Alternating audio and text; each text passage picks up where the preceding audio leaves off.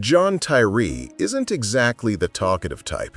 When we first meet him, he's on leave from the army, trying to find a little peace, as if life offered vacation packages for weary souls.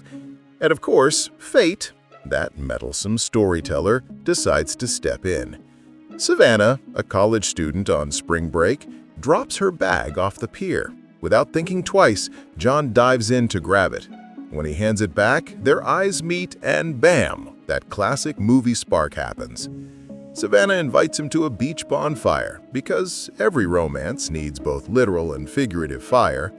There, John meets Tim, the friendly neighbor with "good guy" written all over his face, and Tim's son Alan, a boy with autism. It's a brief encounter, but filled with warmth, the kind of quiet connection you only see in those cozy, popcorn-worthy love stories. Later that night, as John walks home, a car pulls up beside him. It's Tim, with Alan in the back seat, lost in his own world. Tim offers him a ride with a mischievous grin. John just nods. During the drive, Tim lies, saying his wife is out of town. John knows it's not true, but pretends otherwise. And in true protective dad fashion, he jokes, "Don't go breaking Savannah's heart, or I'll break your bones." They laugh. Savannah, by the way, isn't spending her vacation just soaking up the sun or taking selfies. She's volunteering with Habitat for Humanity, helping rebuild homes destroyed by hurricanes. Over the next 2 weeks, she and John fall madly in love. She even meets his father, Bill, a reclusive man obsessed with collecting rare coins, especially one called the Mule.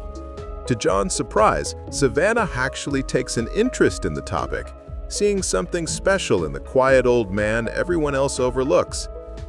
But, like every American love story, the clock runs out. Savannah has to go back to college, and John must return to finish his service in Germany. He promises just 12 more months and I'm out for good. During a conversation, Savannah gently suggests that John's father, like Alan, might have high-functioning autism. John doesn't take it well. He lashes out, fights with one of Savannah's friends, and ends up punching Tim in the chaos. Later, he apologizes and leaves Savannah a letter. She visits him before his deployment, and they make a promise. They'll stay together through letters. Then, the world changes. 9/11 happens, and John re-enlists. The letters become their only bridge, filled with longing, sand, and tears. Until one day, the worst letter arrives. 2 words that shatter everything. Dear John. Savannah is engaged to someone else. He burns all her letters, shuts down emotionally, and loses himself in duty. Years pass. John is wounded in Afghanistan, re-enlists again, and keeps living on autopilot. Then his father has a stroke and dies. Back home, John visits Savannah and discovers she married Tim, who's now battling cancer. She had to give up her dream of running a ranch for autistic kids. And then comes the emotional gut punch. She never stopped loving John, but life demanded sacrifices. During dinner, John explodes, asking, "Why didn't you call me?"